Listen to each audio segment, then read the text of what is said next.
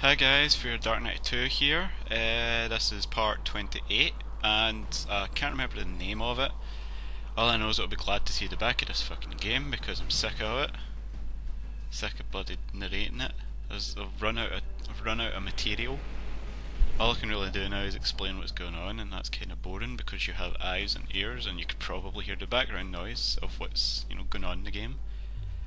But for any retards or anybody who just wants to hear the sound of my voice, we're going to storm a little nuclear silo and watch Captain Price get shot by helicopters and abort some codes. So yes, Captain Price, let's go. So yeah, there's a helicopter being taken out. The one time the RPG crazy trajectory even works. And now we need to take out a few BMPs. I think there's 3 in total. There's one here, and then 2 in the next. Okay, invisible grenade number 1. It's kind of ironic to say watch for the indicator when half of the time the indicator doesn't show. It only shows when it feels it wants to, which is only like in non-threatening situations. As soon as it's a threatening situation, as soon as it's like directly underneath you, it won't show. Fucking useless grenade indicator. Maybe once I finally buy my AV splitters and I can actually listen to my recording, I'd be able to hear the grenade fucking bouncing about. I think I spent about £5 bloody on this AV splitter and connecting cables. Very worth it. That way I can actually, pause. That way I can record and also listen at the same time, and that way dogs will never take advantage of me again. And yes, I mean that in every possible way. Sex and neck ripping out of ing. Where does that BMP go? It's not there. It's not there. Wow, there it is. It's just like trying to find your mum at a shopping centre. Going down all the aisles and you can't find her, and you're kinda scared. Yeah, that happened to me once as a kid. Well, more than once actually. Fuck you, Sainsbury's. You and your confusing layout to 6-year-olds. I was probably older than 6, but yeah.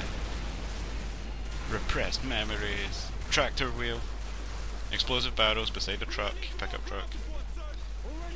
And time to use Greg's meat shield. Because black guys make the best kind of meat shield. Even if they are lying down and not wearing their helmets. Is that even Griggs? Wait, that can't be Griggs. I see a bit of white flesh there. I wonder where Griggs went, actually. There's Price. Griggs is probably just down at the front with his big M249 saw, killing everything that moves. And let's go and pick up the half-full RPD. Well, G3 first, and then an RPD. There we go. What kind of a retarded Russian leaves a half-empty RPD just lying there? Why is it half-empty, first of all? Yeah, that's a teammate. It's kind of hard because that was where all the Russians were, and then magically there's SAS guys there. But they're okay, they're just like random SAS guys that don't even warrant a name. They don't even get a name. They're just put there. I hate the Russian fucking RPG trajectory of crapness. It'll fire anywhere but the place you point it at. I bet it's not even windy.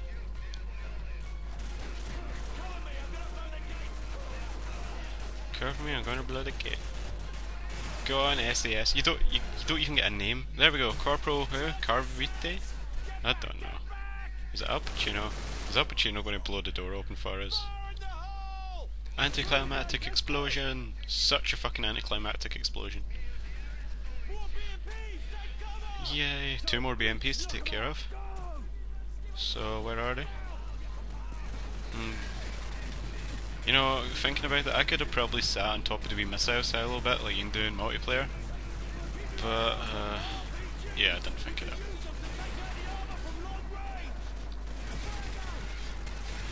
Oh, that's convenient. There's an RPG sticking out of Captain Price's leg. Because Captain Price is made of awesomeness. And as soon as I'm out of RPGs, it's time for no, not a claymore. Time for C4. And I don't know why the Russians decided to put in their schematics a giant flashing place C4 here icon on the back of the BMP. Kinda dumb of them. And that's that, we saved the world. Okay, we didn't save the world. We teabagged a giant metal BMP. Oh yeah, here I try and test out the physics of this game to see if I can actually fall down when that metal grill falls down. And it works, but I die.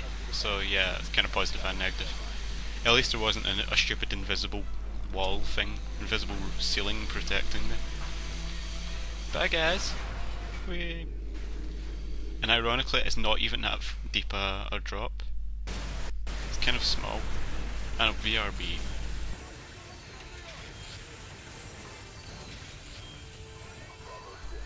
Okay, I'm back. It was probably only like a couple of seconds to you, but it was like a wee half minute for me. I was like collecting a package from the door from a postie man.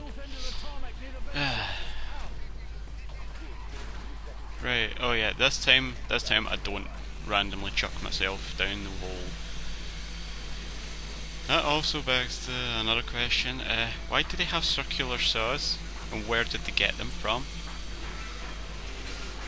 That doesn't make sense. Obviously, is Captain Price like Snake or something, with his bottomless pockets? He can carry like 100 weapons. Is that Gaz down there? Gaz should be helping sawing. He's kind of a major sort of character. Okay, we're hooking up, whatever the hooking up area is. And down the hole, which is actually not that deep. See? We stopped. Okay, next part. Obviously I won't get the whole of the next chapter in, next level in. I think this one's called No Fighting in the War Room. Hang on, is it the second last or the last? I think it's the second last. Yeah, it must be the second last. Because the last one's the on rails bit. And then there's the credits, then there's the Mile High Club, and then I can finally forget I ever did it. Apart from the one level that I need to redo, the Zakhaev sniping mission. Which isn't really that exciting, but who cares. I'll try and do it at some point. Yeah, the small problem is we don't have the fucking codes. Who cares? Captain Price can just drop kick the launch control room and destroy it because he's Captain Price. He makes Chuck Norris look tame. 14 minutes, that's helpful. Time for some sneaky ventilation shaft sneaking. Glow sticks. Why does Greggs never wear his helmet? I don't get that. I bet if he wore his helmet he would have survived. Even though like most of the bullets were chest shots that killed him. For all we know, that bullet could have went through him, did minimal damage to him, but because his helmet was placed there, it bounced off the inside of the helmet and went back into his body and killed him. You fool. If you wore your helmet, you would have been fine. You could have been with us in Task Force 141, Greggs. We could have had a black guy in it for a change. I don't think there were any black guys in that team. Okay, why are the showers running, suggesting they were having a shower, but they're in full clothing? The fuck kind of shit is this? Yeah, weird. Quite a nice little hygienic area, apart from the blood. Yeah, I can get lost quite frequently here because of the no audio and no idea where the Russians are. Not fun. Yeah, shoot him. The next RPG, I think it bounces off Captain Price's leg or something because it does more damage to me. And I don't know how because I fired it about 15 to 20 meters away from me. Kinda weird. Okay, we've got about 20 seconds left, so just enough time to get lost in another little room. And then maybe get blown up by a grenade. No, only partially blown up. Have we got enough time to stab one more guy? Yeah. Actually, wait, no, I've got about 10 seconds left of this video. Nothing much else to do, really. Apart from say bye-bye in advance. Try and upload this as soon as.